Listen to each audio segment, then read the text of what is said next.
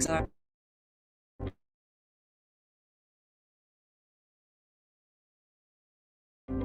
A prime spot conveniently located at just a 5-minute walk. Yet, we have proudly trained over 2 lakhs students.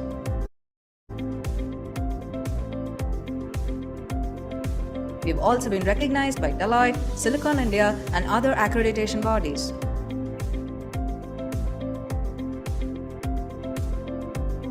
Experience learning like never before in our spacious and comfortable classrooms. With high-definition projectors and state-of-the-art acoustics in place, we ensure effective learning even to the farthest of your home. Even if you happen to miss any classroom session, you can still attend the same session with the same trainer at the same time at your convenience, maintaining consistency in your learning progress.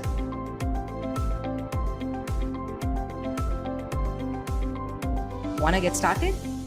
Join us for a demo or career chat over a cup of coffee at our Andheri branch. XLR. We don't just train, we build careers.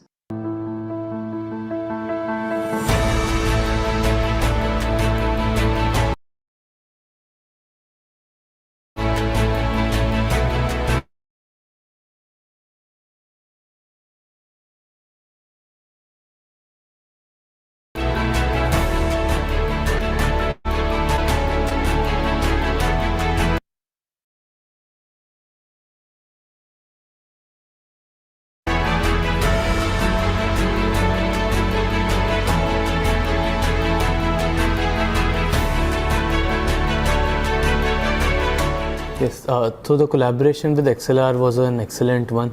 We conducted a Power BI workshop with Advanced Excel over a span of 3 days. The workshop was almost 12 hours long in total. Mr. Karthik, who was an amazing trainer, helped the students understand the concepts deeply.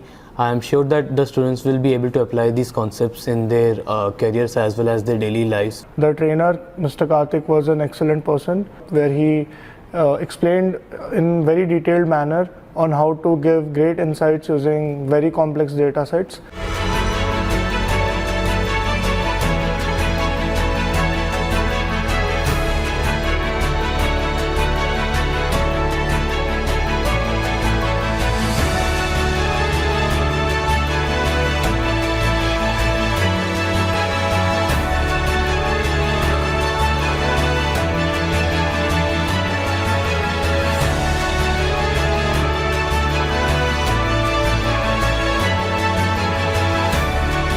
So it was a machine learning workshop.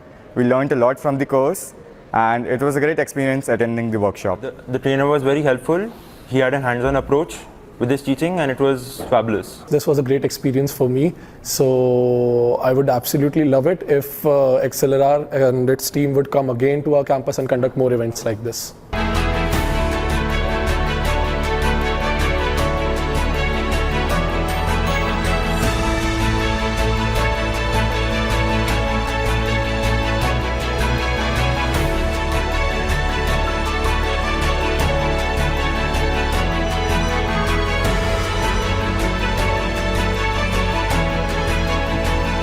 It was a great course and it started from basics and took me to a great extent. The experience of the workshop was really nice. The feedback from all the students was positive. They understood the concept. The workshop was also practical based with some questions. They helped the workshop smoothly. Booking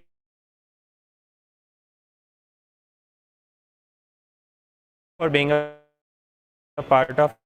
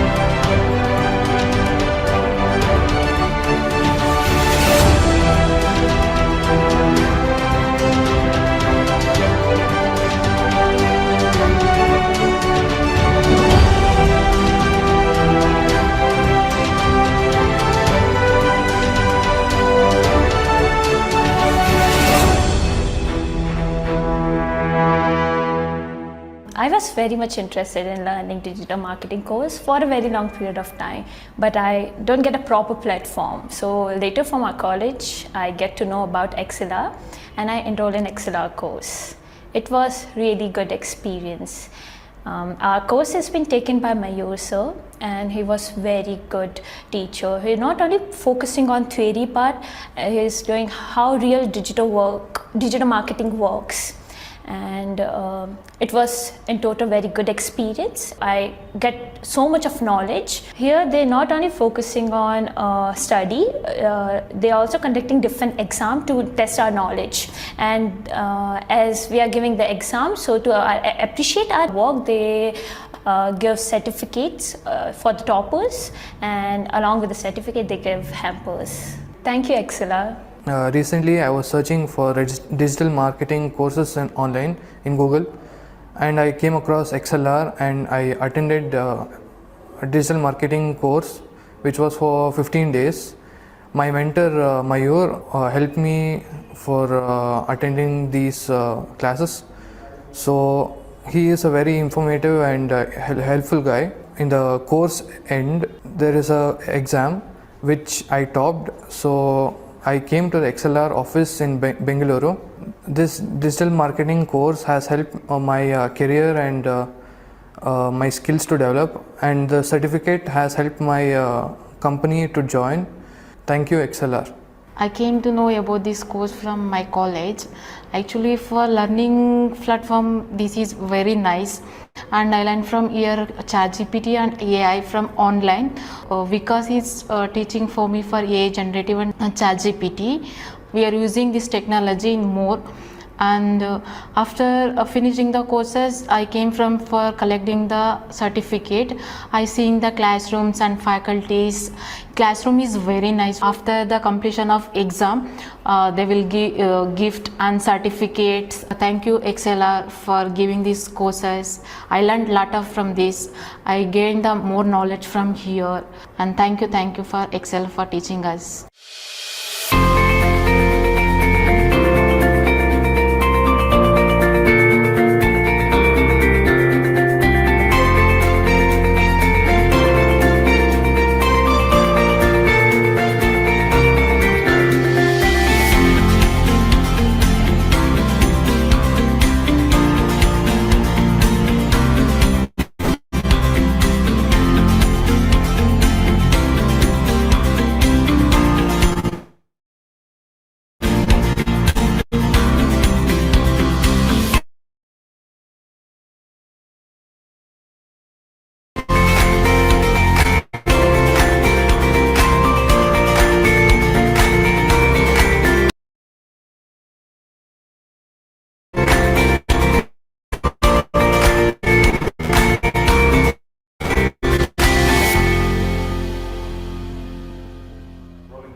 Hello guys, I'm Vikram Mahajan.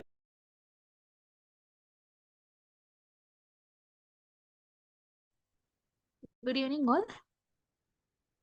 I hope you all are doing well. Okay, we will start the session. Students, I request please inform your friends to join the session as soon as possible.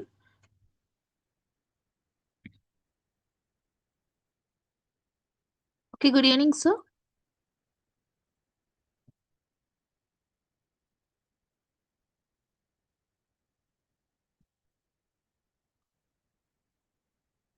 Sir, is I'm audible?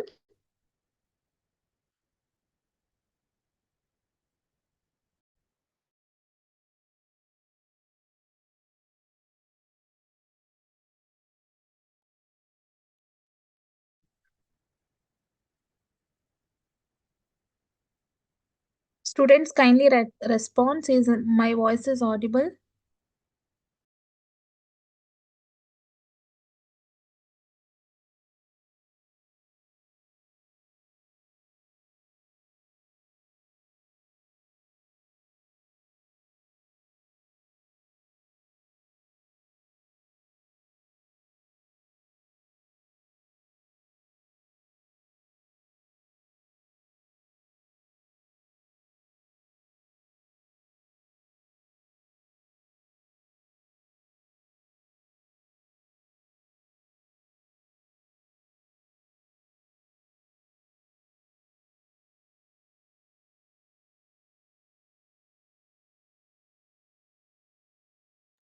Yeah, thank you for the response, students.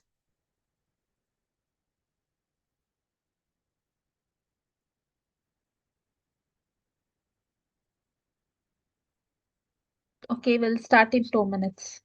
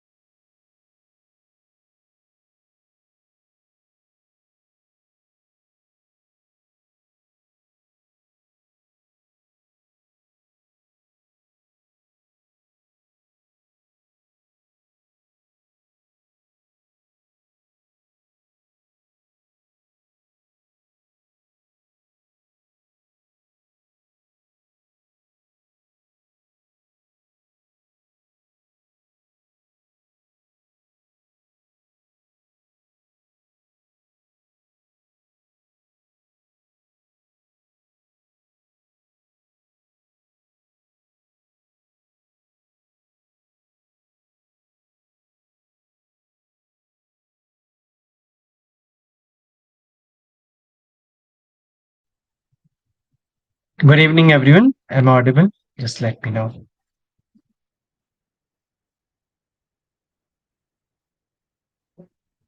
Okay. I might face some network problems today. It's really terribly raining here.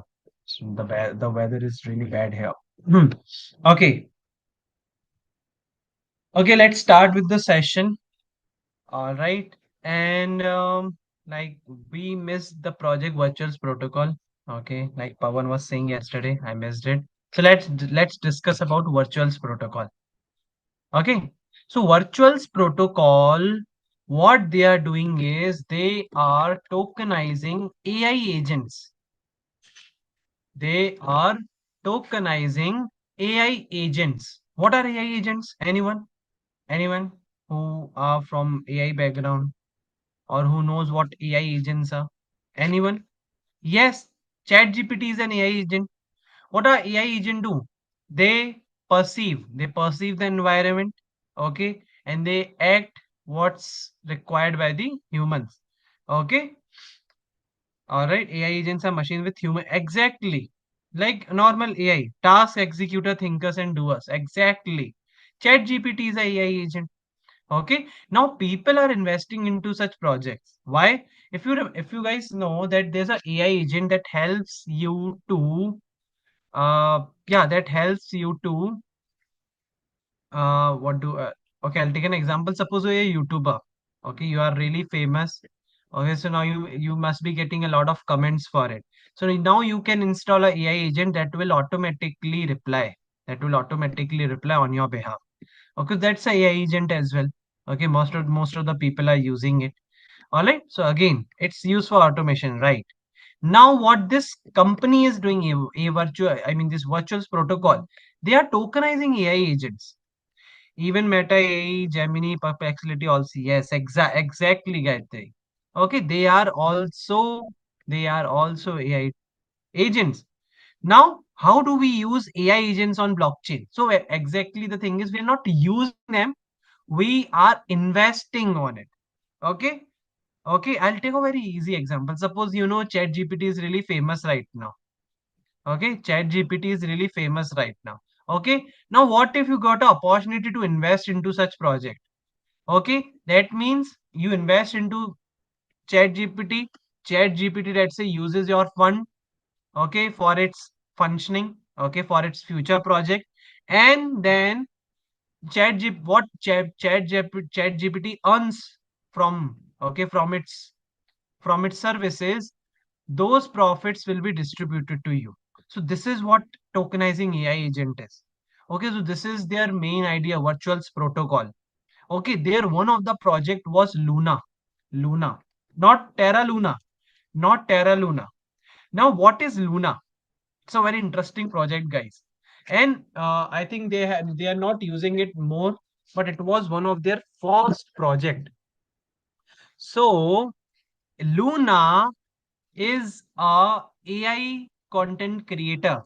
Luna is an AI content creator. I'll repeat again. Okay. So what they are doing is, Nilesh, they are tokenizing AI agents. I have taken an example. Suppose, ChatGPT is really famous right now. What if you got an opportunity to invest into such project? That means you invested into it, you bought their token. Now what they did, they used your fund, okay, for their welfare, for their future projects. Okay, so now when people will use ChatGPT, when they buy their services, so now, so when they get the profit out of it, it will be distributed to the token holders. Okay, so this is what their main idea is, tokenizing AI agents. All right, now one of their prominent project was Luna. Okay, their prominent project was Luna. So what is Luna? So Luna is an AI content creator. It's really famous on TikTok. She got more than 500K followers. Luna is a AI content creator, okay, who is really famous on TikTok with more than 500K followers. Okay, so now what Luna is doing? Luna is interacting with the people. And if you read the original document, if I can show you, let me just search for it.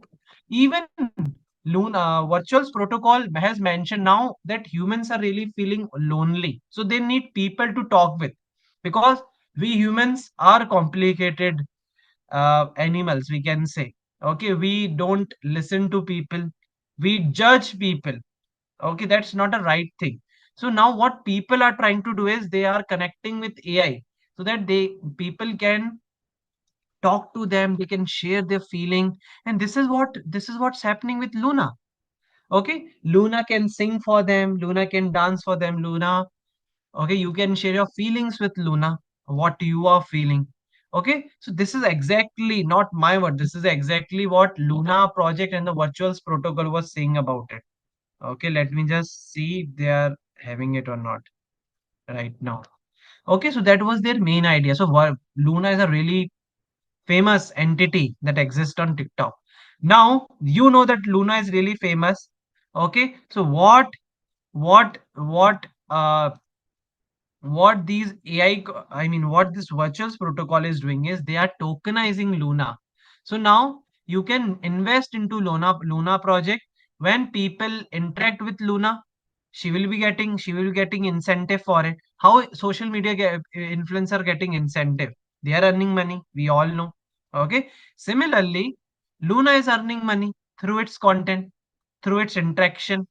Okay, so those money will now, as per its demand, as per its view, more interaction. Okay, the profit generated from it will be distributed to all the token holders. All right, so this is the main idea behind virtuals protocol, tokenizing AI agents. Now if I share my website with you, yeah, So this is their website. It's for Luna 1. Why it's not opening? Still. Okay, now they have new projects. Okay, see, this is the one.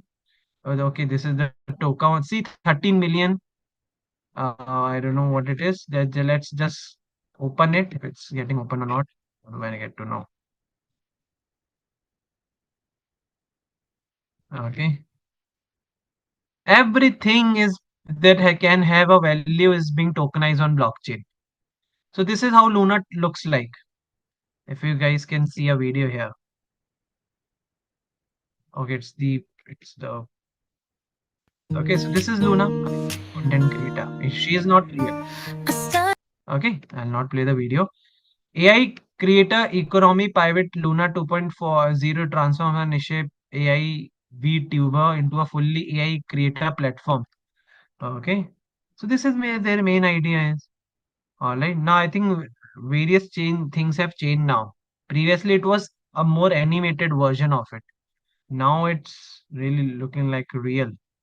Okay, so this is what the team. This is yeah. Again, if you see the tokenomics, you can see the tokenomics of it. Okay, right now its price is this.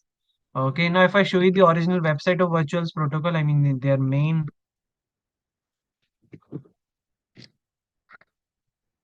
Okay, they have a project known as Game G.A.am.e. So I want you guys to read about it, what they are doing. Okay, a society for AI agents.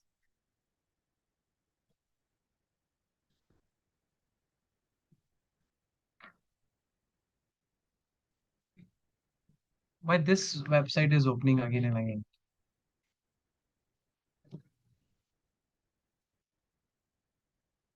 Oh, let me just virtuals.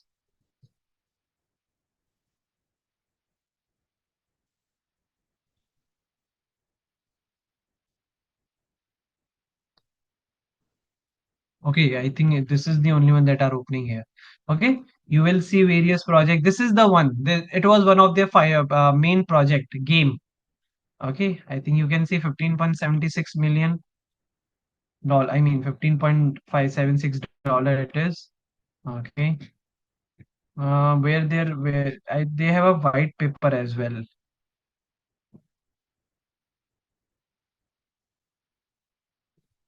Okay, so this is their website. You just have to scroll it down. Okay, so these are the AI agents. Try a game now. So this is their try game. Now, if you see their read a white paper, now if you go to their white paper, you will find various things. If you guys can see it here. Okay. So if you want to read it, let's just read it. We believe that AI agents will overtake large segments of the human labor force. For this transition to scale, agents must transact seamlessly with humans and other agents through a permissionless and composable medium. Blockchain provides the ideal structure for this economic activity. Okay, so just go through it. They have this game framework, like I told you. All right. If you go on the right, yeah, agentic framework. We have game. Okay. Before that, Luna was also mentioned here, but now they have removed it. So what is game? Game is a modular agentic framework that enables an agent to plan actions and make decisions autonomously based on the information provided to it. See, I'm not into AI. I had read during my college days, but I don't know exactly, and I actually don't know what are the games, what are the things and everything. I'm really a beginner. I don't play esports. Okay, game is a decision making. Okay, game is a decision making engine built on foundation models and can be used to power agents in different environments and platforms. Okay, given an agent's goal, personality, relevant information, and available action or function, game does the thinking and processing and outputs an action to execute. Open for everyone. Anyone can use game, regardless of the launchpad platform or whether an agent token is involved. Whether you are creating an AI agent or an app that needs AI to make decisions, oh, dynamically adapt to feedback and correct errors. Game has you covered. All you need is an API key. I think Pawan mentioned it. While we were working on the UI for key generation, you can DM us to get us now, get now and for now. Okay. So I think I don't know exactly what they are doing. Okay. Okay, you can see it here. What are they? What I mean, what it's working and everything. All right. So yeah, again, this is what virtuals protocol is. Okay. Tokenizing AI agents. They are again creating an economic layer. All right, because there are a lot of AI agents, okay, that are emerging, but they need investment for it. So if you find a project that is really good, anything if it's provided by virtuals protocol, we can invest onto it. And I think there's another website as well. I mean, there's another project as well, similar to virtuals protocol.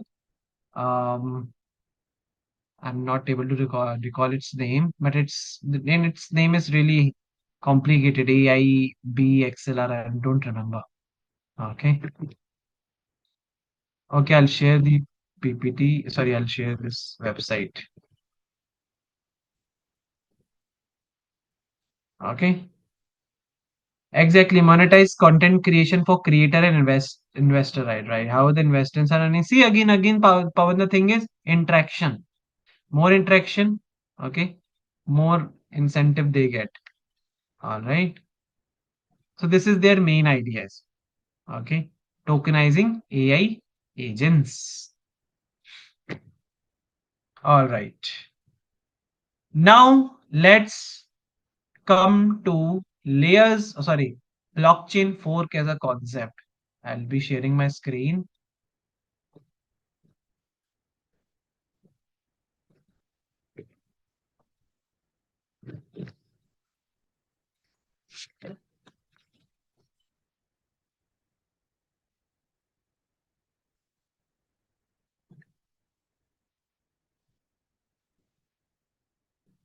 I think my screen is visible. Is it visible, the whiteboard?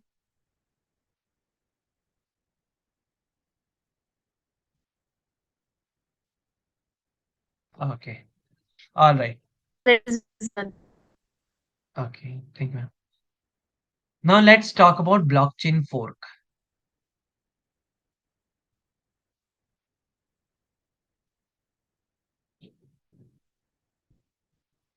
So what is a fork in blockchain? A fork is a concept when a chain splits into two or more chain. Suppose there's a chain. There's a chain. Now, due to some reasons, okay, s- chain splits into two or more chains.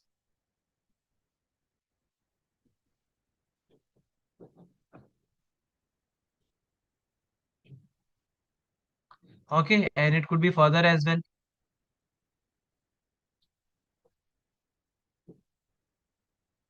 All right. So this is the main concept of fork.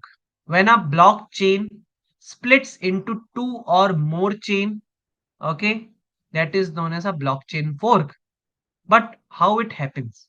How it happens? So it happens when there are some clashes inside the network. When there are some clashes inside the network.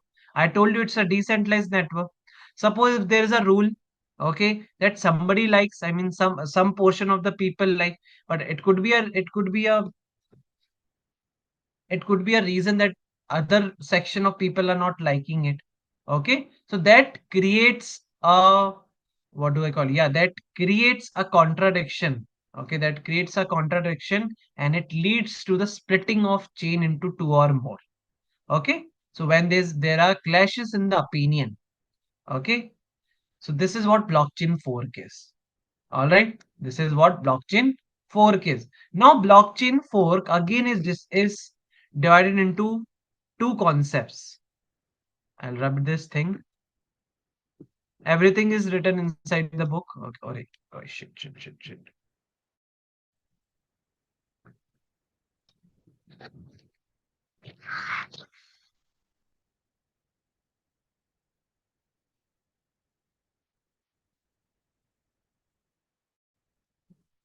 Now, fork is split into two forks. Okay.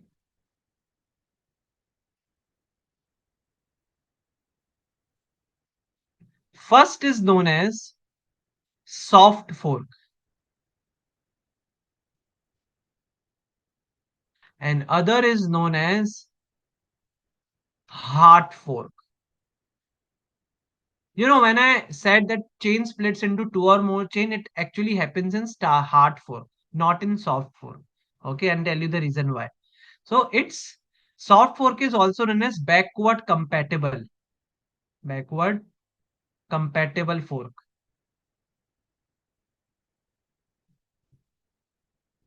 Okay, but this hard fork is really intensive and it's a non-backward compatible fork.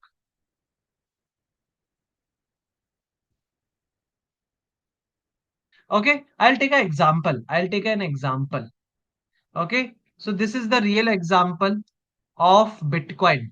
There was a soft fork in Bitcoin, which is known as Bitcoin segwit or segregated witness case. Okay, what happened was that that in a block, previously a block size was of 1 MB. Okay, it was of 1 MB. All right.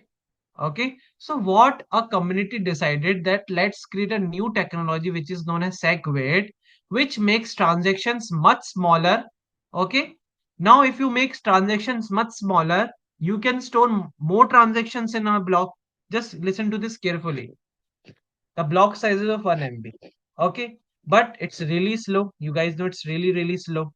Also in the future, if they want to use lightning nodes, a concept I'll tell you. Okay, so for that, okay, they introduced a new technology which is known as segwit. And what this segwit used to do is they used to separate, or they used to make the transaction data much smaller. Okay, now if the transactions are much smaller, more transaction can fit into the block. Okay, so that makes Bitcoin a much faster, okay, much not secure, but yeah, much faster. Also, the cost associated with it was also really low. Not that low, but yeah, it was much low when this technology came, which is known as segwit. Okay, now that doesn't now this it was update. It was update in Bitcoin that every node, or not every node, but let's say a person wants to use this new segwit, they can update their node. They can upgrade their node to segwit node. All right, but it doesn't. But it wasn't a mandatory thing for everyone. Suppose I am a Bitcoin user. Okay, I installed Bitcoin software into my computer. Let's say in 2010, and let's say for a reason, okay, I was not able to use Bitcoin node in the last 15 years. Okay, it's 2025. I installed in 2010. Okay, now this segwit case happened in 2017. Okay, that means when I didn't switched on my Bitcoin node in these last 15 years, I was not able to upgrade my node to this new technology. Okay, or that doesn't, just uh how do I frame it? Yeah, it doesn't make the Bitcoin network to throw me out of the network. Just the reason was that I didn't updated myself. Okay, as soon as I update myself, it's also good. And suppose if I not update myself, it's not a problem. I can still use Bitcoin. That is what soft fork is. Soft fork is really soft. Okay, it's really soft. If you didn't upgrade yourself, no problem. No problem. The blockchain will still run smoothly. Okay, the Bitcoin will still run smoothly if some of the nodes are still using the old method. I'll repeat this again. In soft fork, in soft fork, okay, the blockchain network or the Bitcoin network will still run smoothly, even some of the nodes are using the old method. Okay, it doesn't matter. It doesn't matter in this case. All right, you are on the Bitcoin chain and no one can remove it from there. Okay, no one can remove you from there. So that is what soft fork. It's really soft fork. Backward compatible. Backward compatible. If I update myself, it's really good. It's really good. I'll be known as the upgraded node now. Okay, so that's why it is known as a backward compatible fork. Okay, there's nothing such like I will be shifted to a new chain. That's not a concept here in soft fork. Okay, but when we talk about this hard fork, if I didn't upgrade it myself, okay, they will just throw me out of the network to a new chain. That's why it's really intensive. That's why it's a non-backward compatible fork. Suppose there's an upgrade in the Bitcoin and I didn't upgrade it myself, okay, because I didn't like the new idea.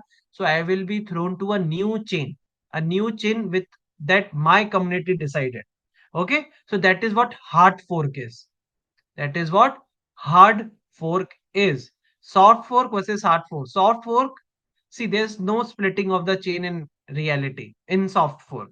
Okay, the network will still continue to function smoothly. Even some of the nodes are still using the old method.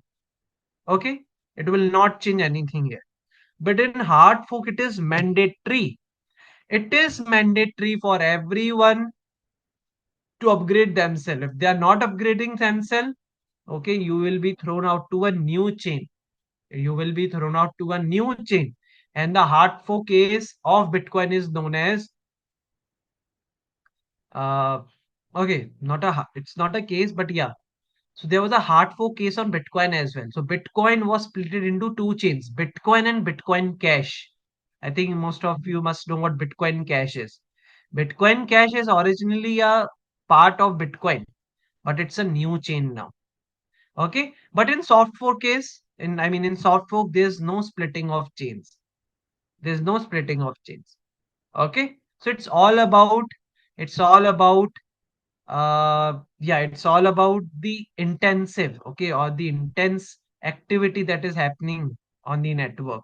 All right, so I'm rubbing this right now. I'll share my screen. The book.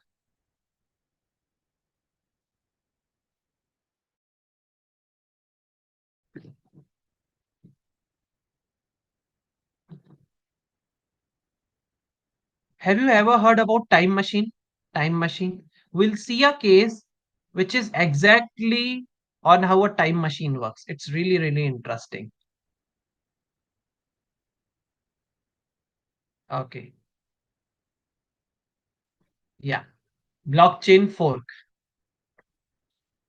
So what is a blockchain fork? When a blockchain splits into two or more blockchain, it is known as fork. Okay.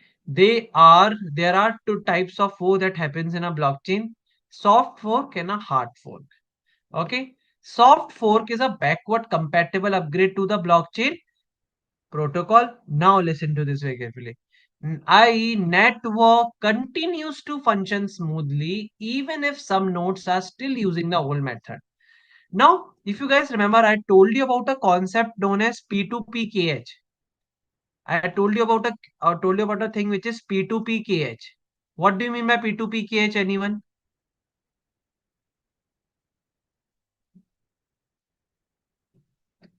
Yeah, Gayatri. Yes.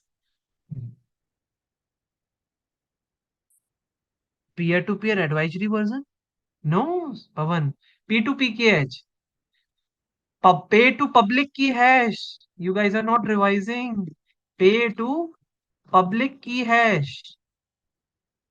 I also showed you. Oh no. Oh no. This is not the right thing you guys are doing. Okay, I'll show you again. Okay, if you click on any of the transaction,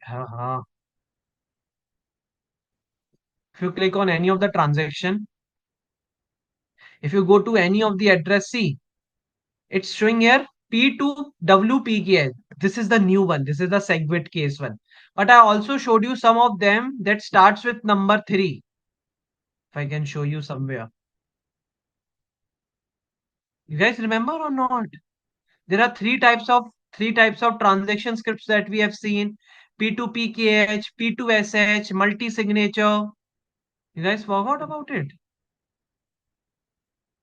Yes. Hash of my public. Yeah, so you pay to public key hash, matlab pay to address. You are paying to address. Okay? Now everybody remembered, right? What I told you about P2PKH, P2SH. Pawan, you forgot about it?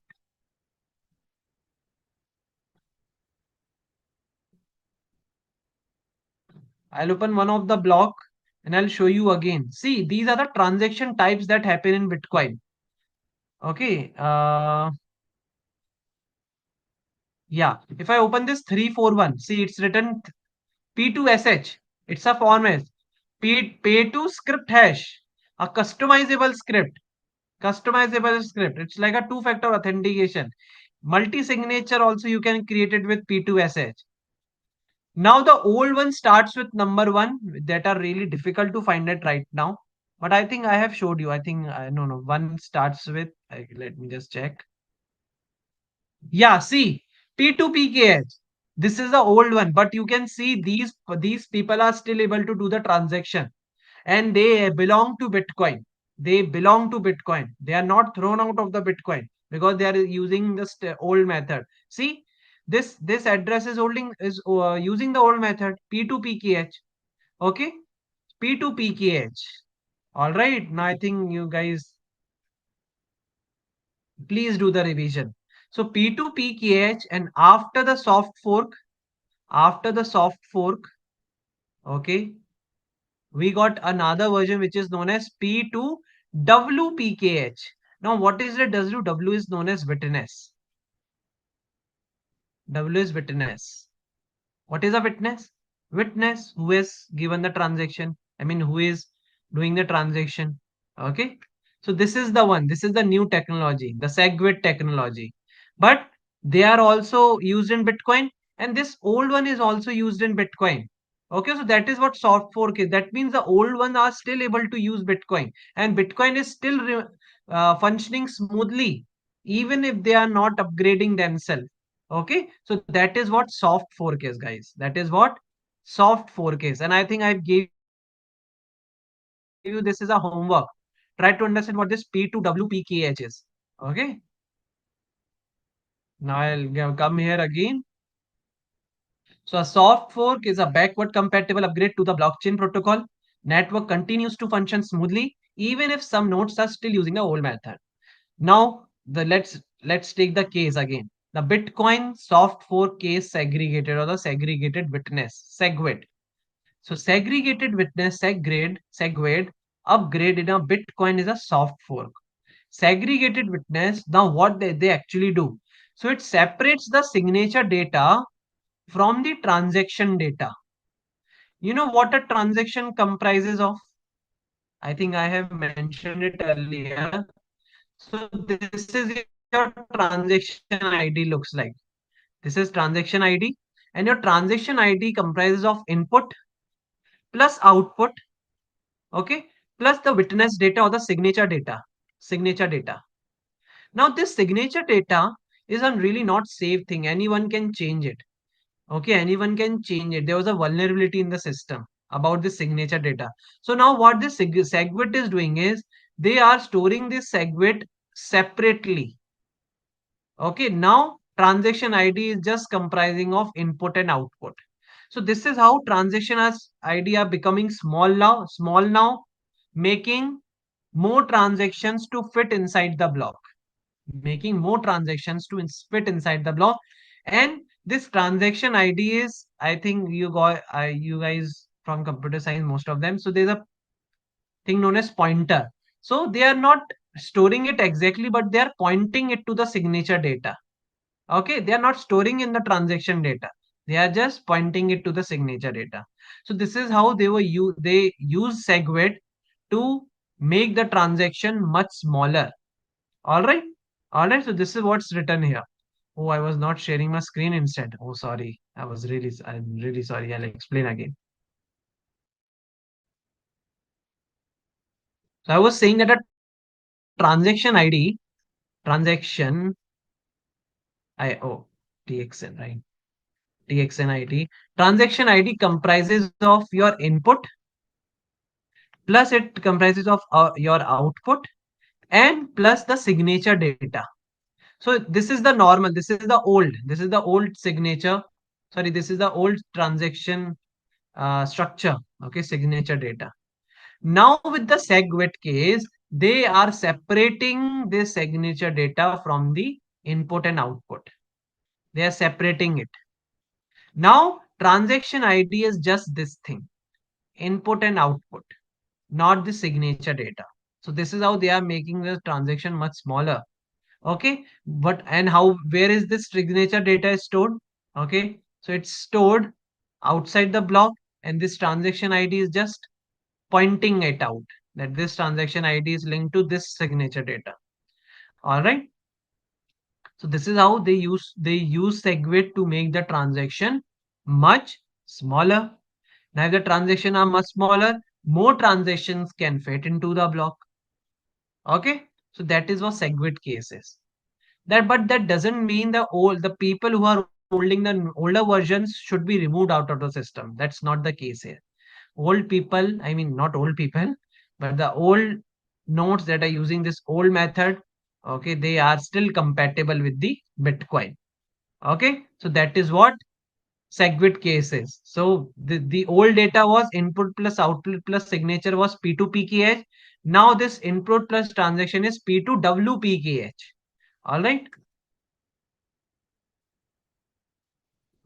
Okay, so this is what they're saying. See, it separates the signature data from the transaction data.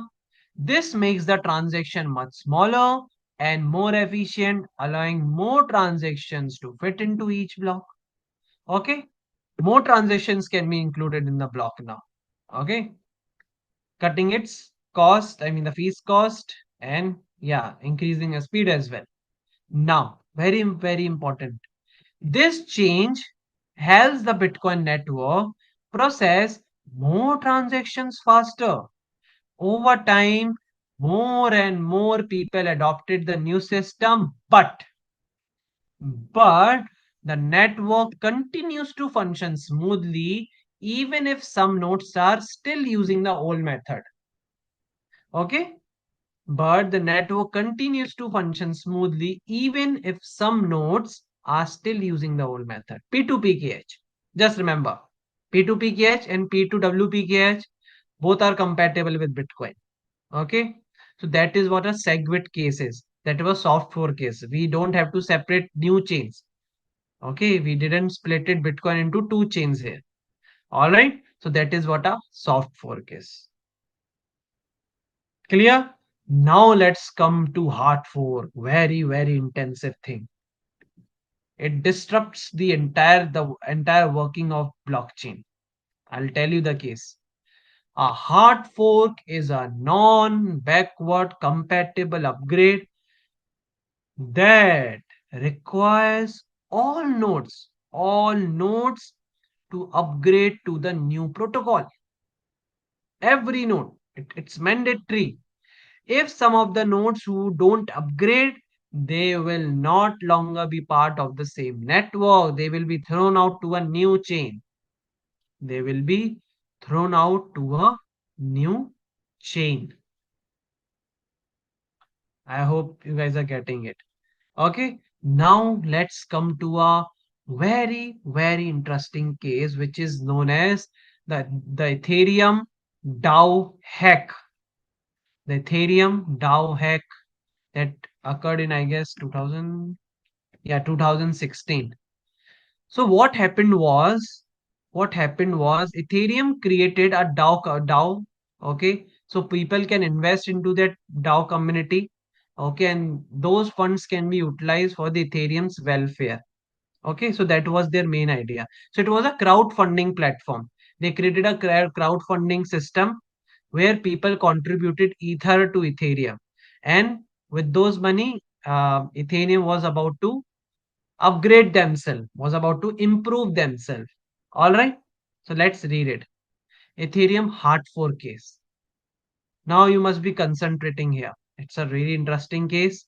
Okay. It's all the thing that we have seen in Doraemon. If you guys have seen Doraemon. Doraemon, we have a time machine. Or if we have watched the Avengers, the Endgame, the time machine. exactly what happened here, the time machine. Okay, it's really, really interesting, guys. Okay, so just focus here right now. So the background, the DAO hack. In 2016, a decentralized autonomous organization called DAO was created on the Ethereum blockchain. It was essentially a venture capital fund where people can contribute to the Ethereum. Okay. Now, I think they collected more than 150 million. Okay, they collected 150 million Ether on the platform. Now, there was a hack. Their DAO got hacked. Okay, so a hacker exploited a vulnerability in the DAO's code or the smart contract, and that hacker or a group of hacker, they stole or they siphoned off about $50 million worth of Ether, the Ethereum's cryptocurrency, from the fund. 50 million worth of Ether. It's a huge amount, guys. It's a huge amount. Okay, 50 million worth of Ether. Now, community had two choices here. Community had two choices here. First choice is eat 5-star, do nothing. Eat 5-star, do nothing, except what happened, except the loss of fund. Sorry, the fund were lost. Okay, so that was the first idea. Okay, second idea was go back into time, delete the block or delete the transaction that was related to hack, or delete all the Ether before it got hacked, or transfer the amount before it got hacked. Just imagine, you are going back to time. We are going back in time. You found 50,000 rupees which were about to stole, but you removed it from them. Now when thief came, there's nothing to stole. Now I know it's really tough to imagine. Okay, so it's like, see, in the real time, the money has stolen. Okay, let's say 50,000 is kept on a table. It got stolen. Now what if I went back into time before the store before before the hack was happened, or before the stealing was done, and I remove 50,000 from the table. So now when thief will came, that person will not find anything to steal. Okay, so that exactly what happened here, guys. I know it sounds really strange, but it actually happened. Because if you guys remember, when I told you about the Yap Island case, if you guys remember, you are owning a coin because community is agreeing to. You are owning something because community is agreeing to, if you guys remember, because the ledger says so. If all the community is saying that no, this coin doesn't belong to Mantavya, so it is considered that this doesn't belong to Mantavya. Okay.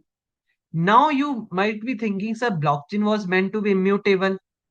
Okay. Yes, blockchain is meant to be immutable, but it's a custom. It's a custom maintained by a community that blockchain has to be immutable. Okay, but people went against the tradition, against the custom of blockchain, and they tried to manipulate the data. They tried to delete the blocks. They tried to delete the blocks. Okay, and they went back into time, delete the block where the transaction was there. I mean, when hacker stole off the transaction, they deleted that transaction. And when they got into a time when the 50 million Ether was still in their account, they transferred into another address. They transferred it from there. So when hack was about to happen, there was nothing to store. Okay, now let's read it. The fork decision. 5. Each side do nothing. Leave the blockchain as it is, accepting the hack and the loss of funds. Second was to implement a hard fork, or hard fork, I'll say, implement a change in the blockchain to recover the stolen funds. To recover the stolen funds. Now, I'll explain it using a diagram.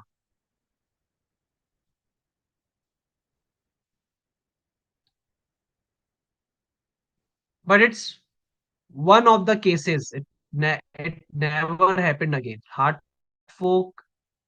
Yeah, there was another one as well, but it was another reason. They never go back into the time. But it's the only case in Ethereum.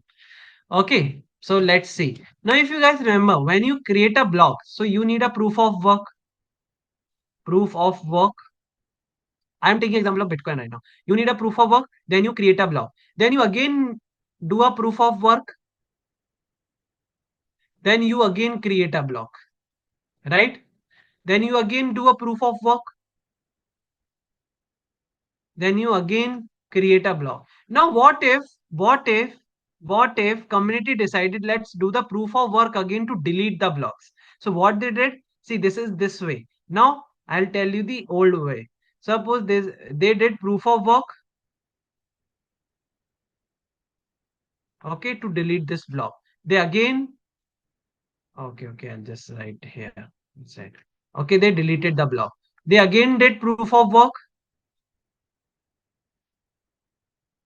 They deleted the block. They again did proof of work and they deleted the block. So blockchain is immutable only, blockchain is immutable until and unless community is deciding to keep it immutable. Now it's really strange, right? We are saying blockchain is immutable from the first day. Okay, but and at that time at that time, sorry, it was my intention to not tell you that blockchain is meant to be immutable until and only the community is deciding to make it immutable or keep it immutable. The community can do anything. But here, as in Ethereum, it was a very huge amount, 50 million ether. So they have to take this step. Otherwise, they wouldn't have done this. Okay, because it's a $50 million. Sorry, 50 million, yeah, $50 million worth of ether. So for this, they have to do it. There was no other way around. Okay. The first way you already know, do nothing. Okay, accept the heck. But they did this. Similar in the Avengers Endgame, it was against the natural law, but they did. Okay, because it was the only way to make the things right. Okay, so similarly, what happened here? All right. Okay, so I'm removing this diagram right now. I'll have to show another diagram as well.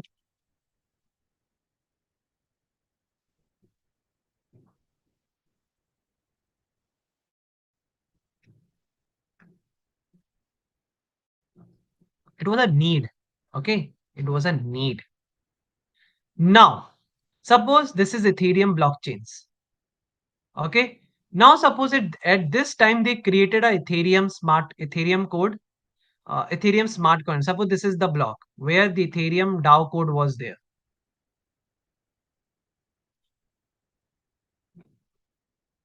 Okay, Ethereum DAO code was there. Okay, or the smart contract was there. Okay, and let's say it was how much? I'm just taking 50 million euro or 50 million ether. Okay, it's a transaction. It's also a transaction because I told you everything in blockchain is a transaction. So 50 million ether collected and transferred to smart contract. It's a transaction. Suppose that transaction is, let's say, T9. So it is stored here T9. Okay. Now suppose when hacker stole and transferred this to his account or his or her account. Stole and transferred to own account. So that's also a transaction, right? Suppose the transaction is T10, which was here, which was stored in the next block. Now what community did? Suppose this is the community. Okay, peer-to-peer, everything is community. They did proof of stake again. They deleted this block. Now if there's no block, this transaction never happened. And if this transaction never happened, that means there was no something which was stolen. And when they went back to this T9 transaction, they transfer it to another address. They transferred it to another address. Okay, so this is how they did it.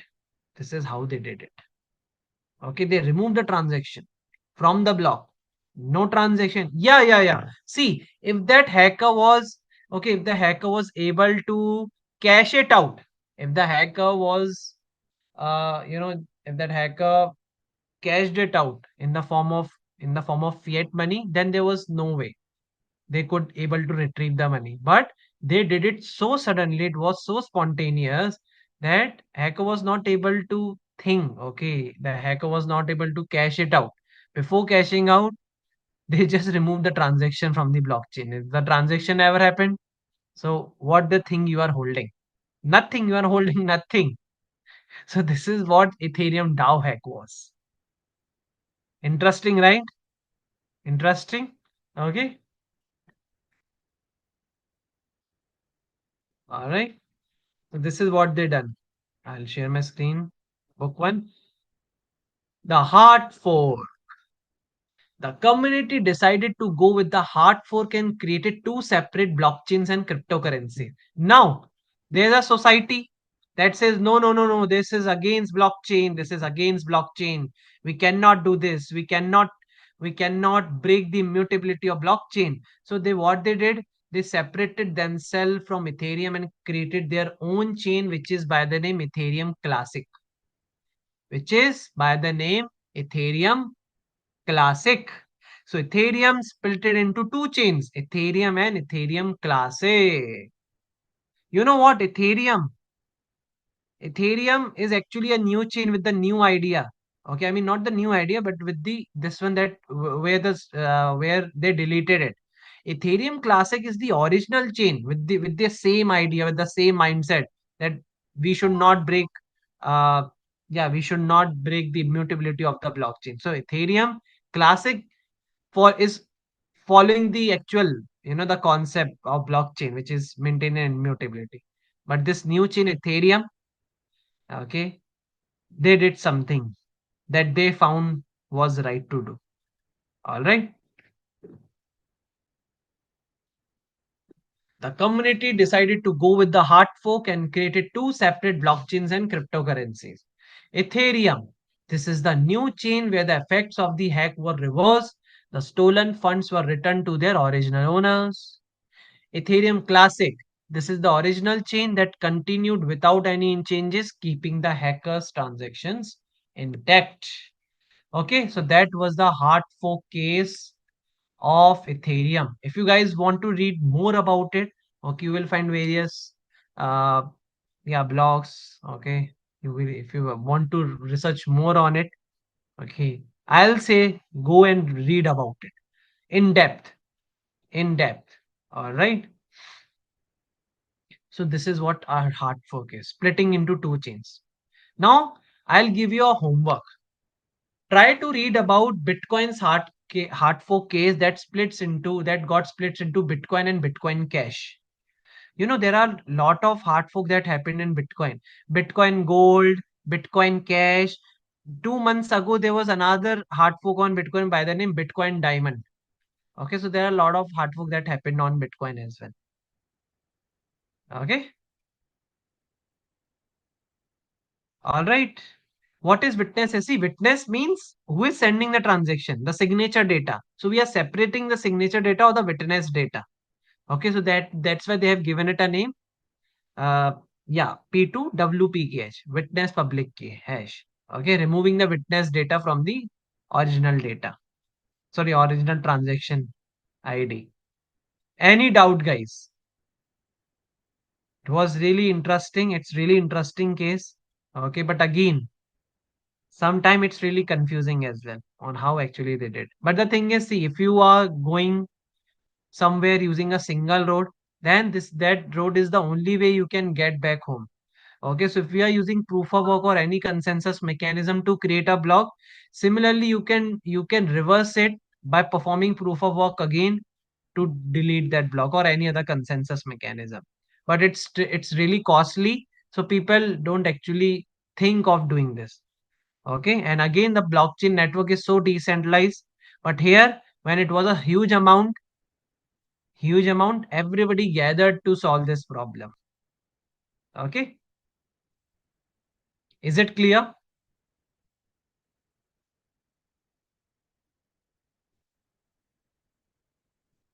Any doubt, guys?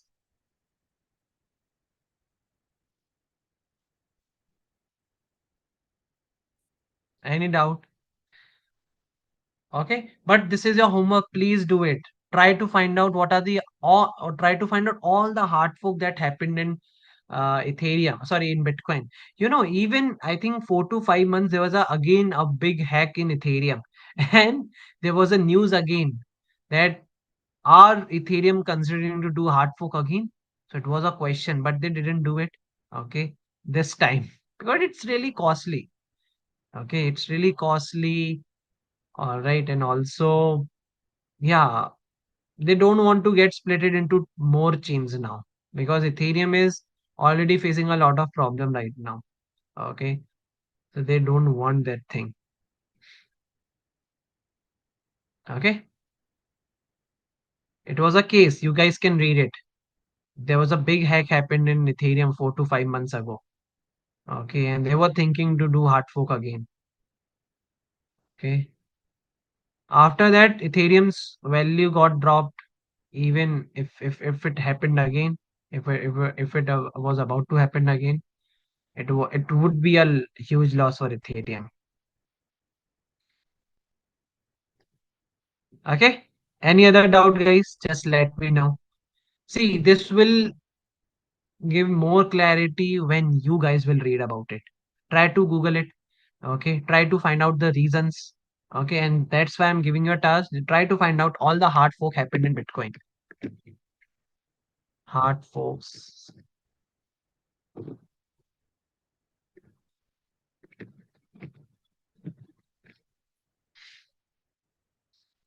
Okay. Bitcoin Cash, Bitcoin Diamond, Bitcoin Gold, Bitcoin X3. There are a lot of.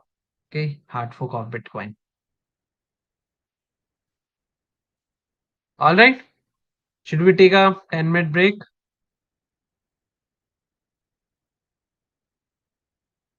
Okay, listening. Okay, please. All right. Yeah, it was really confusing. Even I got really confused when I read it for the first time. Okay, let's take a break of 10 minutes. Let's meet at 8:20. Okay.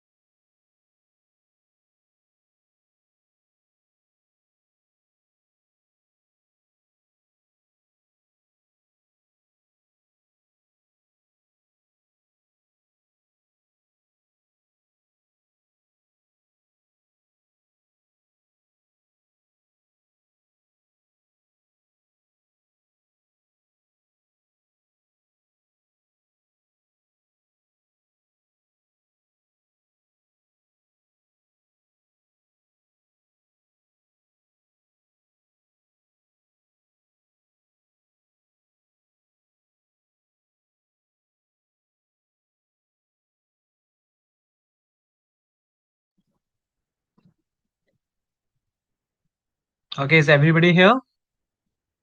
Should we start now? Okay. So yeah, I think we have covered with folk. Okay. Now let's talk about some projects. Okay. I think Dr. Vinod sir told me to explain Jumbo blockchain. Okay. So let me just share share the Jumbo chain website with you. It's a good blockchain. It's an Indian based blockchain.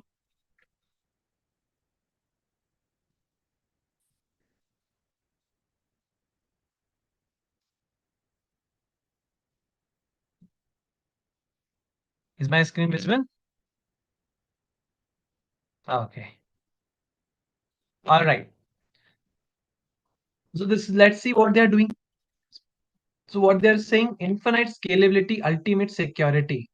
Launch within the limits on Jumbo blockchain, the fast, secure, and scalable network designed for success. We'll see the documentations. Let's see what they're doing. They're using 75% less energy.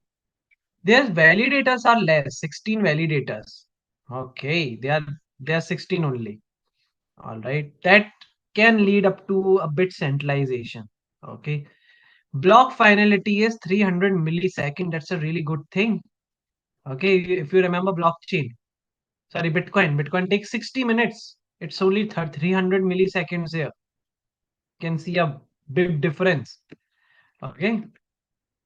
Jumbo blockchain mainnet is live, powering the future of digital assets.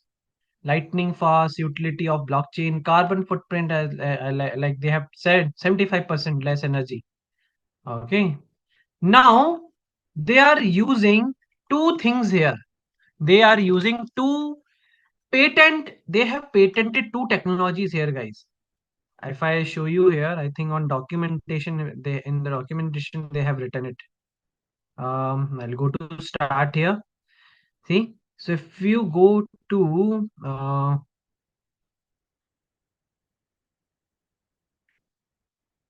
okay, so I guess innovative questions. Yeah. See, there are two technology that got patent. Indian proof of nexus, consensus, and jumbo sharding protocol. So this is their main ideas. Proof of nexus and jumbo sharding protocol. Okay, so when I try to understand what they're doing is, okay, they have provided limited information, but what I understood is proof of nexus is like an exam. It's like an exam, okay, where nobody had to solve a mathematical puzzle based on how strong computer you have or how much money you want to stake. Okay, it doesn't depend here. What matter is how good are you here. Okay, if I can show you here, I think our innovation, you can go to proof of nexus. Okay, so let's read it. So the consensus mechanism employed in the Jumbo blockchain is designed to ensure the integrity and security of the network while maximizing efficiency and scalability. Same line in every blockchain. Okay, PON utilizes layered algorithm that takes into account various factors such as node reliability. Is that node reliable? Okay, they will check its prior connections, how connections that node is maintaining, how actively participating that node is. So there are a lot of factors before they make a node responsible to create a block. See, that's written here: node reliability, participation matrices, and network health to achieve consensus. Okay, like it's written here, node reliability. The reliability of the nodes within the network plays a crucial role in the consensus protocol. Nodes that consistently demonstrate reliability are given more weight in consensus algorithm. Weight means vote. Weight means vote, that this node is having more weight as compared to another node.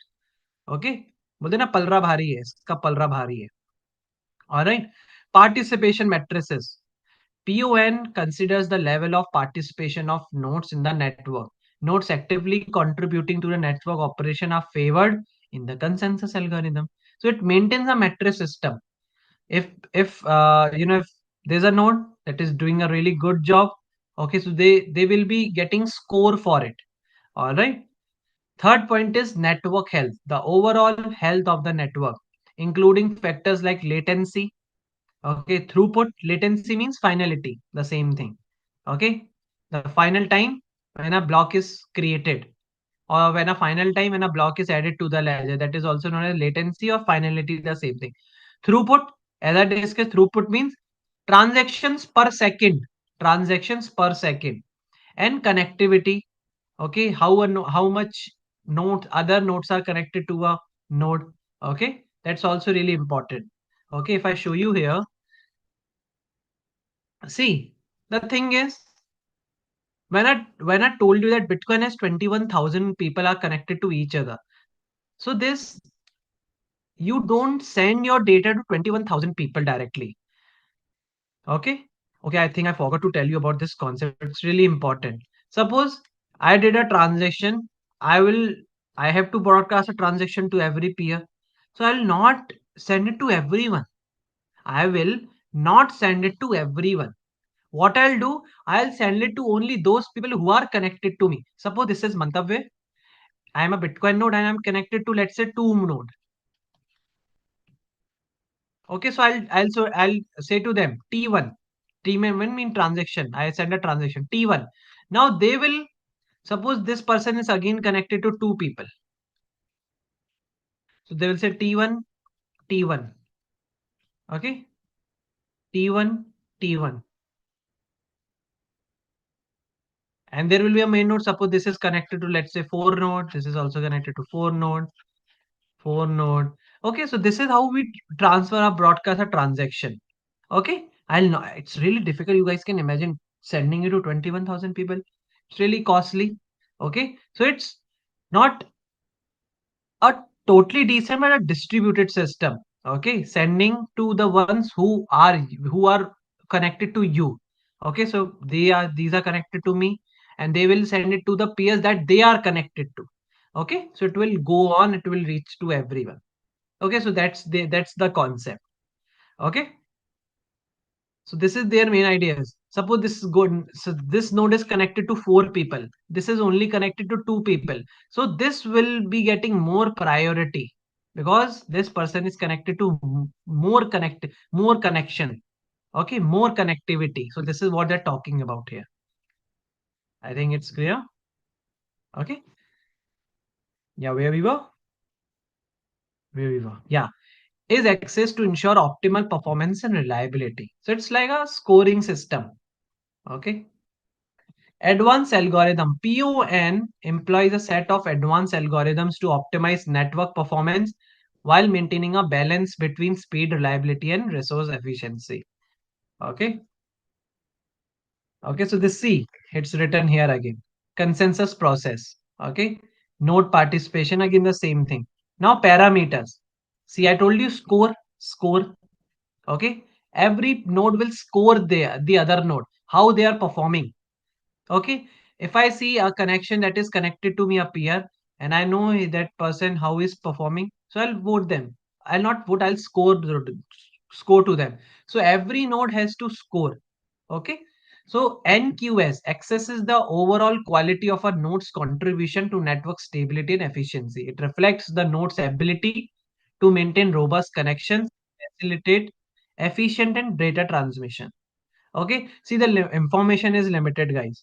Okay, if you ask me how actually it happens, okay, so for that we have to ask them. Okay, there are communities, you will find it on Discord. Okay, you will find it them on Twitter. Okay, if you want to learn more about it, try to connect with them. Okay, because now they don't exactly provide everything. Okay, the thing could be copied, but again they have patented it's now secure. No one can use their technology without asking them. Okay, node reliability, it indicates the reliability of the node calculated based on uptime and consistency. Okay, data transmission efficiency, sustainability index, something new here. I have seen this concept before, network quality score, node reliability, but they have introduced something known as sustainability index. Okay, so SI integrates ESG factor. What are ESG factors? Somebody told me the full form of it. Can someone again write the full form of it in ESG? I think it's environmental, social, and what's the third one? G. What do you mean by G? Governance. Okay. All right, environmental, social, governance. Okay. So I think on the basis of that, they are doing it. Again, if you want to learn more, just try to contact them. And I remember I visited last year only. There was a blockchain summit happened last year. I told you yesterday, right? There was a company who was tokenizing diamond. At that time, Jumbo was also there. So when Dr. Vinod sir asked me to read about it, so I remember I talked to them. Okay, but again they didn't give a lot information because they were just the representatives of Jumbo. Okay, it held every year. So if you guys are really interested into, okay, you guys can go see on how the new things are coming into blockchain. So it happened last in the month of October, blockchain summit. Okay, it was organized in Delhi. So I went there. All right. SI integrates ESG factors into the PON framework, promoting environmentally sustainable, social, responsible network operation. Again, it's a question on how they are doing it. Okay, node engagement score, again how much they are engaging. Okay, so this is what their main idea is. This is the first patent technology. Now they have this thing which is known as jumbo sharding protocol. What is sharding? What is sharding? Anyone? What do you understand by the term sharding? It was in Delhi. It will happen this year also, Linesh. Okay. Yes, partition, portion, partition, or network segmentation. Yes, exactly.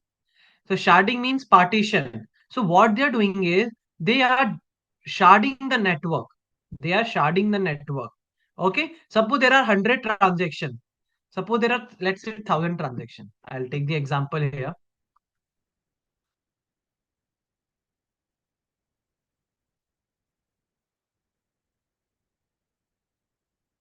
Okay. Suppose there are 1,000 transactions.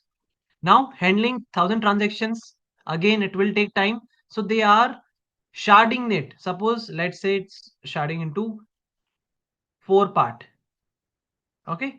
How much? 250 transactions, 250, 250, and 250. Okay. Wait. I'll just try it again. I'll make much lower. Okay, 250 transactions. Okay, 250 transactions.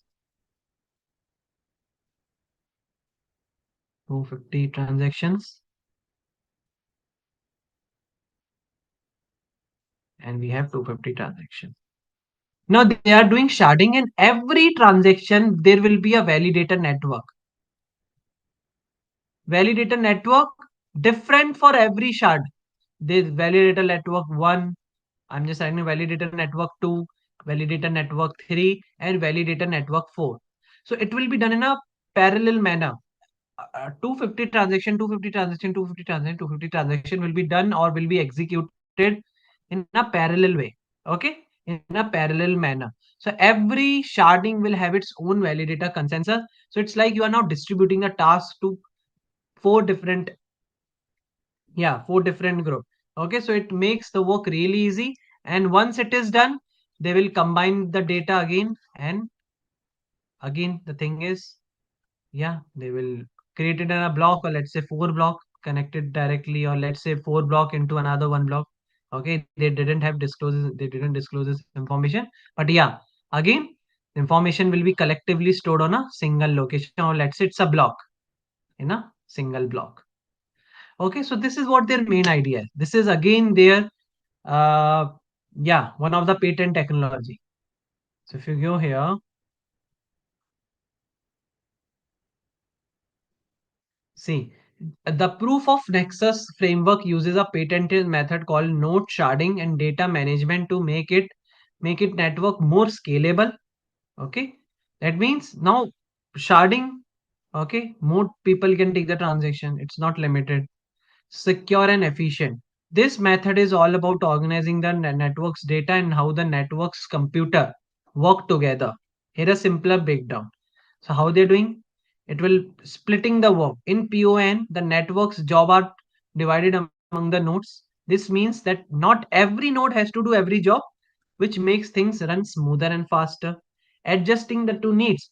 The size of each group of nodes working together, shard that are known as shard, can change based on what the network needs. Okay. This ensures that data is handled well and the network doesn't get overloaded. If you guys remember in delegated proof of stake, if the nodes or if the validator is not acting honestly, they can remove it.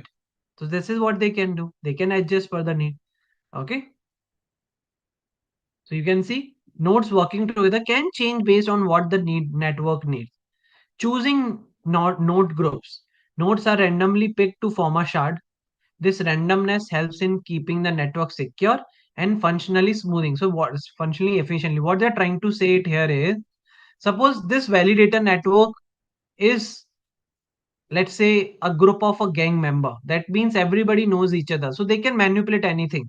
We don't want to centralize thing, right? So they randomly choose people and put it in a network. I mean in the shard. So everyone is new to each other. Okay. So it creates, it still provides a decentralized thing here. Okay.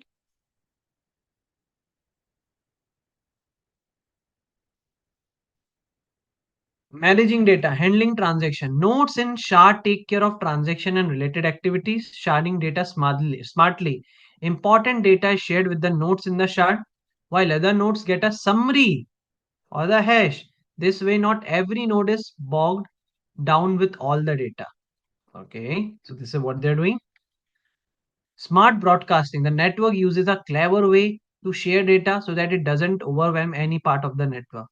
They are mentioning clever way, but they don't tell you how they do it. Okay. Keeping in sync. Staying updated. Nodes not in the shard stay updated with the less data, which makes the process lighter and faster. So they don't give the entire data. Okay, the less data, which is important to know. Easy data access. Okay.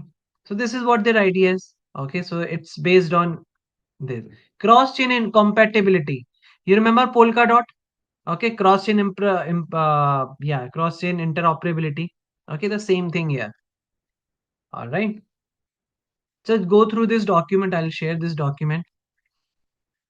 Just try to read about. If you want to really discover blockchain field, just read the projects. Just go to their documents or white paper, read about them. Okay. This is how I learned about various blockchain projects. Okay. Trying to visit their platform because you will see everything. If I show you again here, you will see tokenomics as well. Okay, so you can see their total supply is, I think, 125 million, 1 10, 100,000, 10 lakh, 10 lakh crore, 10 crore. Okay, I think 12 million. Yeah. Initial token circulation is only this much. Initial market capitalization. What is market capitalization formula? What is market capitalization formula? Tell me. I told you this earlier. What is market capitalization formula? Don't remember? Market capitalization sorry Nilesh, how much is circulating and what is the price per token? Remember, suppose there are 100 tomatoes in the market and one tomato cost 10 rupees. So what is the market capitalization? 1000 rupees, 100 into 10. So market capitalization means how much tokens are in the market, circulating supply, circulating, how much is circulating in the market, multiplied by what is the price per token. So that is what market capitalization is. Okay, don't forget this thing. It's really important. All right. So this is what they're saying. Initial market capitalization. Just multiply the token price with the initial token circulation. You'll get it. Token allocation. So if you guys can read it, 25% they have kept with the DAO ecosystem. Token sale, I mean ICO, it could be ICO or something, they have given at 20%. Reserves and insurance, they have to give at 15%. Liquidity, advisors, and partners, they have given 4%. Oh wow, only 10% is with the team. Operation and marketing, they have kept burning mechanism as well. Security and bug bounty. If you are into security and bug bounty, I guess Madhav was. Okay, so if you are able to find out the bug, or yeah, or the security vulnerability, you will be getting the tokens from how much it is. I think it's only 1.5%. Yeah. Awards, airdrop and lottery, they have provided 3.5%. So this is what tokenomics is. Okay, trying to understand on how they have done it. Okay, just go through it. All right, you will learn a lot of thing here.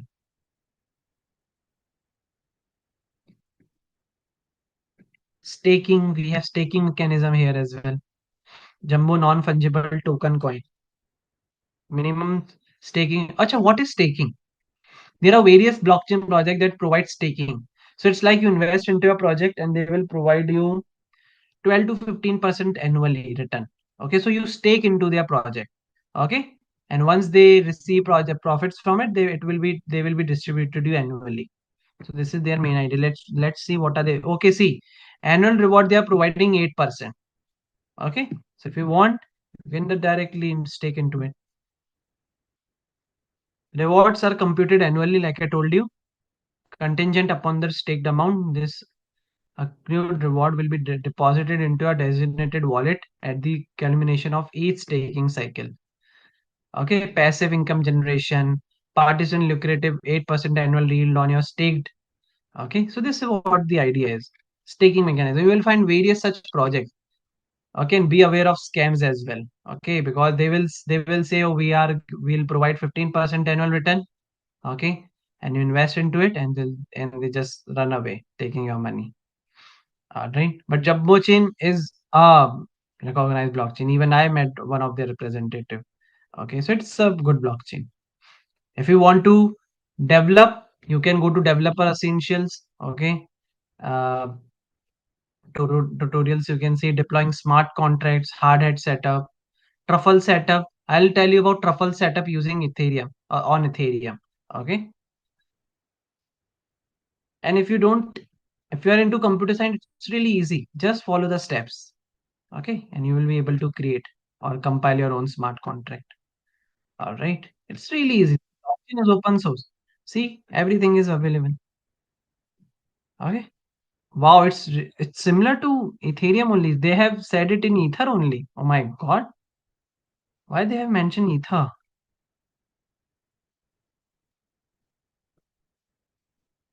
Are they working on Ethereum only?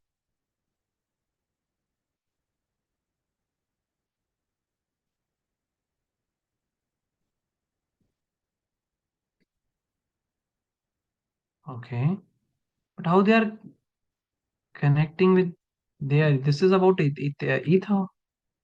Okay, that's something. I think they have backed their value to Ether. This is what they're doing. This is their Explorer. See, Explorer are a really good thing. Okay, suppose if I created a smart contract, I agree, I got a transaction. Now, if I see if the transaction, okay, if someone wants to verify a transaction, they can go to any Explorer. Like I showed you this Explorer, right? Blockchain Explorer. Okay, I'll show you one. So you can see search blockchain transactions addresses and block. If I created a smart contract, see it's a mainnet network. There are which are known as testnet explorers as well. Okay, that will show all the testnet activities that you have done. So if I created a smart contract on testnet, it will create a transaction ID. So I'll can directly paste my transaction ID into such a blockchain explorers, and it will show, yeah, the transaction happened. To verify it, because blockchain is transparent.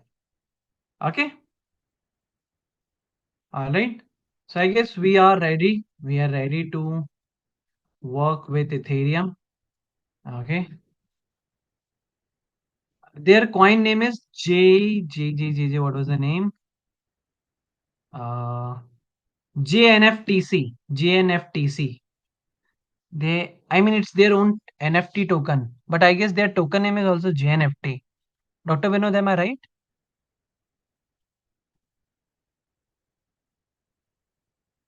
Is there a token name JNFT or something else?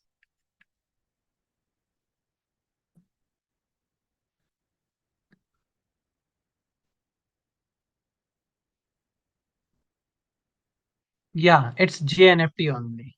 It's JNFTC. Okay. Okay, if I go to tokenomics, again I have to see. Yeah, it's JNFTC. The coin name is JNFTC.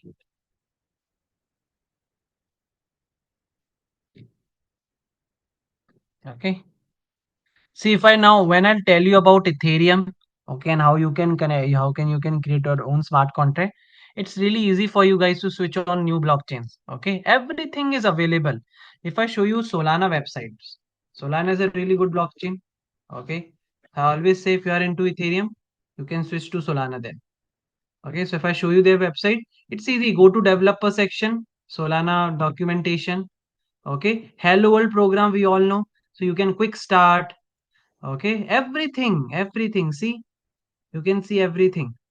All right, so you can create your own applications step by step. Just follow the concept.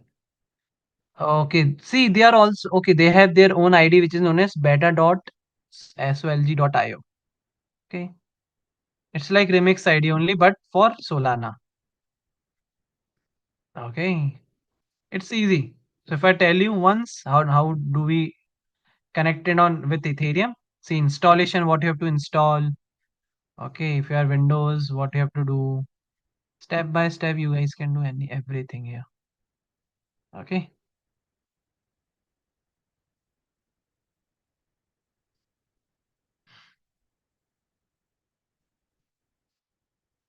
Yes. Soit. What is Soit, Nilesh? I'm not getting you. Dr. Vinod, is it clear, or is there any other doubt regarding Jumbo blockchain? So if you want to learn more, I think it's best you connect. Okay, you connect with them because there's a blockchain cubic.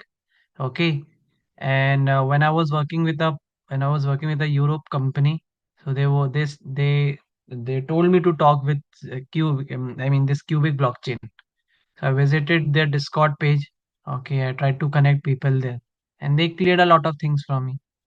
Okay. Any other doubt, guys? Okay, we'll do a thing which is not which we can do is you guys just go to internet, try to find out blockchain projects, and what project that you really like. Okay, that is something you are really interested to know. Okay, and then you can. Okay, oh, I connect with one of the finder. Okay, that's great, sir. Okay, try to look over various blockchain projects. All right, and tomorrow this is what we can do. Just google it, try to find a blockchain, okay, project that you think it's really good, okay, that you feel it's really good, okay, and then you can explain in the chat box, okay, into 5 to 6 lines what is the problem statement and what are they solving. Yeah, this is what you can do. Okay, try to find out the problem statement and how that blockchain is solving that problem. I mean, how that project is solving that problem using blockchain technology. Okay, so this is how we'll get to know more projects. Okay, suppose if you are into agriculture, your focus will be on how blockchain is using for agriculture field. If you are into airspace, just google it. If you are into navy, just google it. Okay, or if you're into finance, just google it. What are the projects? Okay, yes, Sankalp Taru, they are using blockchain. I think I have discussed it earlier as well. Polygon, it's an Indian based technology. Okay, Yash is saying I have seen one deepen project. It was NY Weather XM, okay, in which they sell a mini windmill. Okay, it was by Chum, and in which they sell a mini windmill and turbine which can be fit on roofs and later on the sense data is sold to companies. Oh my god, that's a really good project. Thank you, Yash. See, if you guys can see the chat box, so this the project is Weather XM. Okay, Weather XM. So I think they are providing turbine, the windmill, which can be fit on the roofs, and later on the sense data is it to company in exchange of crypto. That's a really good project. Okay. No, we can't. What, Nilesh?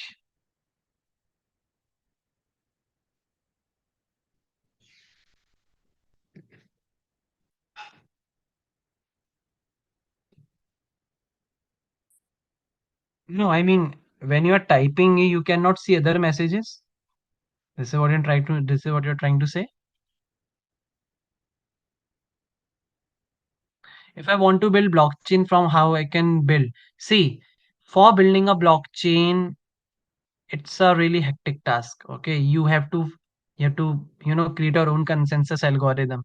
Okay, everything from scratch. All right, and then you have to create a decentralized network as well. That is a very challenging task. That's why there are various blockchains out in the market.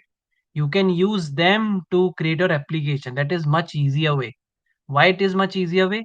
Because then you don't have to worry about the decentralized network and everything. You just can focus on your application. But if yes, okay, okay, you message me privately. Yes, you can paste it in the public so everyone can check it. How blockchain tech can power ESG initiative? That's really okay.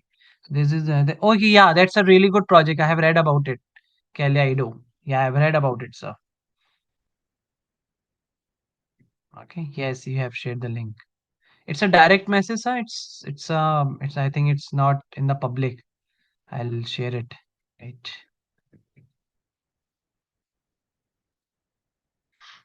Okay. I am unable to, okay, you are not also not unable to see the public message. Okay, I'll share my screen instead.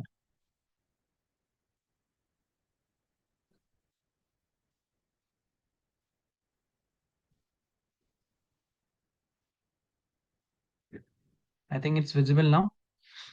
Okay. Okay, everyone. So yes, project you can see on the screen. Okay, it's by the name Weather XM, and this is what they're doing. Okay, Dr. Vinosa has mentioned a project Kaleido. I have sent a book 101 blockchain use cases. They have mentioned this project. Okay, you guys can read about it.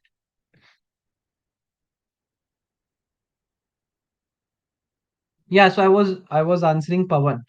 Yeah, Pawan. So if you have an idea on what a new consensus mechanism you can provide to the world, or if you find that this is the problem with blockchain tech, I mean all the blockchain projects, okay, which you can solve, then you can create it. Okay, using Python you can create. I tried to build Bitcoin using Python. It took a lot of time. Okay, but the thing is, it was just it's again it was incomplete because I need a decentralized network as well. Okay, so the best approach is, okay, try to create your applications on these existing public blockchains. It could be Ethereum, Solana, Algorand. Like I told you about that Assam traditional Gamosa. They're using Algorand blockchain for their project. Okay, so they don't have to try build a blockchain from scratch then. Okay, they are using platform for creating their project. Okay, so this is the best approach. You can use Jumbo Chain. Jumbo Chain we have now. You can use Polygon. Okay.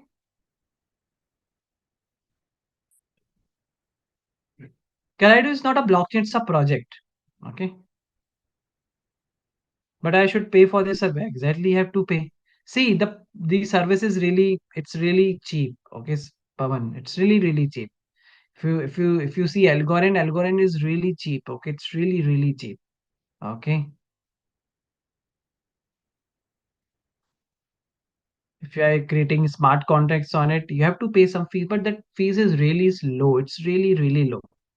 Okay. It could be in paisa, I'll say. It could be it's in paisa, not even in rupee. Okay. Entire solution. I applied there, but they haven't checked my CV yet. I don't know. I think 1 year back. Entire solution is also a blockchain. I think it's based in Gurgaon or Noida. Okay. So they are providing solutions. Suppose I'm the owner of diamond mine. Okay. Sure, sir. It would be really great, sir. Thank you, sir. Would be really great. Thank you. Thank. Okay. So I was saying that yeah, entire solutions. Suppose if I'm a owner of diamond mine, okay, and let's say I want to tokenize it, okay. So I can visit, I can consult these companies like entire solutions, and they can build solutions for me. Okay, again a consulting company kind of thing. So if you visit their website, we'll find such things like digitalize your asset.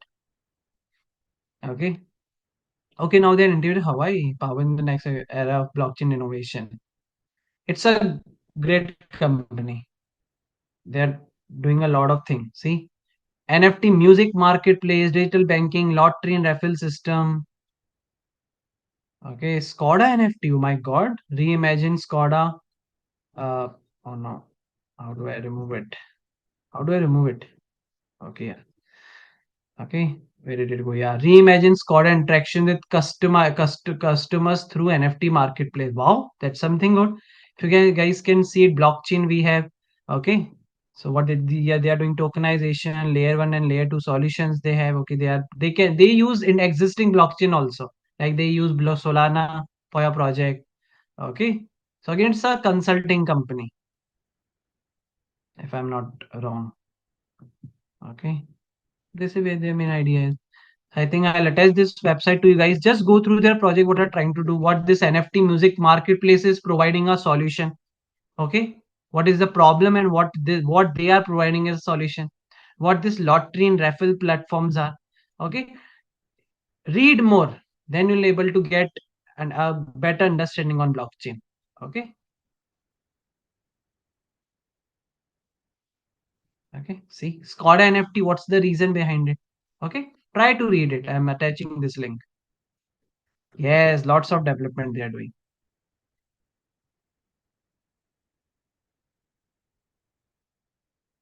Sugandhi, see, it's mentioned.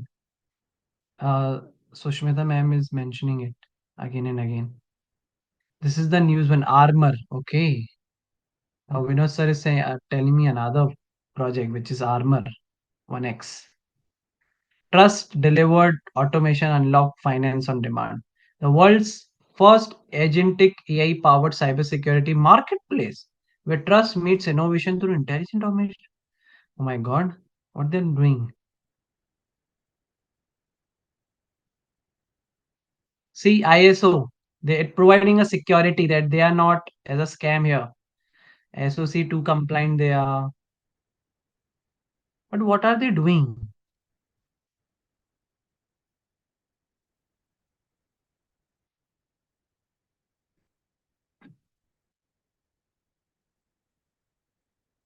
Cyber Shield. Okay, they are protecting your smart contracts and everything. Auto creators, building deployment orchestra agents, Vex, invoice in finance and traders, tradable trust. Again, a lot of use cases, guys. A lot of use cases. It's about in what field you want to implement blockchain. Okay. Like for me, it's agriculture.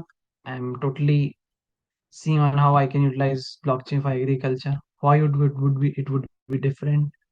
Okay, there was this guy who took a course from me on blockchain, and he was telling me that there are companies who are tokenizing merchant ships. Okay, so people can directly contribute to the merchant ships. Okay, the merchant ships can use those funds for their future projects, or let's say their maintenance. And again, the profit generated will be distributed to all the token holders. Okay. So yeah, again a project. Okay, if I have to see their marketplace, I have to subscribe them. Okay, no, no, no, no, no.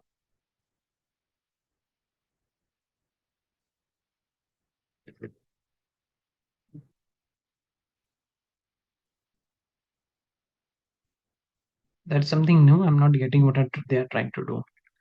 Okay, so again, a project, I'll mention it again if you guys are not able to see it.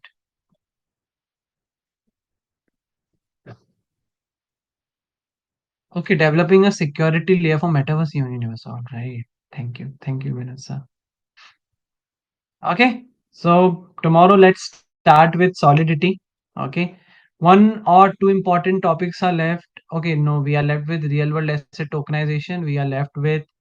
Uh, we are left with, what do we call it? Yeah, we have to see types of nodes as well as a concept, and CBDC we have covered. Okay, this is one more topic. Yeah, the regulatory aspects of blockchain. If you guys are interested into it. Okay, what are the Indian government take on it, on blockchain and crypto? Okay, so if you guys are interested, I'll also tell you that as well.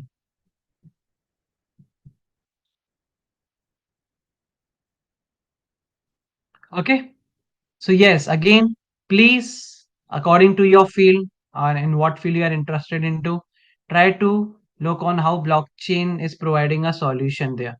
Okay, please, it's like an assignment. Just do it. It will be really interesting for you guys as well. Okay, just try to do it. Try to look the projects. Okay. Okay then. I think we are good to go. And yeah, we'll meet tomorrow. Good night, everyone. Yeah, thank you, sir. Thank you so much. We'll meet tomorrow. Thank you. Oh, okay. I'll take a question. See, Solidity is a programming language that is specifically built for Ethereum. Okay, it's a very easy language. Okay, it's a mixture of JavaScript, Java. Okay, it's a really easy language. So Solidity is a programming language for Ethereum. Okay, all right. Used to create smart contracts. All right. Okay. Good night, everyone. No, no, no. It's different. See, Nilesh. Algorand for Algorand, they are using Teal language. Teal is a TypeScript language. Okay, and we have Rust. Solana is using Rust language. Jumbo chain will have Python. See, right now every blockchain have SDKs. You know what SDKs is, and JDKs. So you can use them to create your applications. Okay. Sure, sir. I'm willing to come there soon, and we'll meet for sure. Okay, we'll surely meet, sir. Okay, so it's even you. If see, when I started Ethereum smart contract creation in 2019, at that time there was no option to create it using Python, but now they have SDKs which I can use them to create using Python as well. Okay, I created smart contract on Algorand using Python. So that's why I said if you are into web 2 already, if you know coding very well, okay, everything is same now in web 3. The only thing is you should know what blockchain is. If you are into coding, it's really easy here. It's really easy here. Okay, it's really easy here. All right. Yes, choosing blockchain is really important as per your use cases. Okay, like what features it give inherently. Yes, exactly. Okay, what are the use case? Okay, which is perfectly matching with the blockchain, you can use it. Okay, for example, I created a concept which is known as dynamic NFT. I'll explain what dynamic NFT is tomorrow. Okay, so dynamic NFT, it was really easy for me to use Algorand for it. Okay, so I use Algorand. All right, so it depends on the use cases as well, and what blockchain can provide you with that. Even if you acknowledge it, yes, they are. But yes, again, they are updating themselves. Ethereum is really trying hard, okay, to maintain its market. Okay. Okay then. Let's meet tomorrow. Okay. Good night, everyone.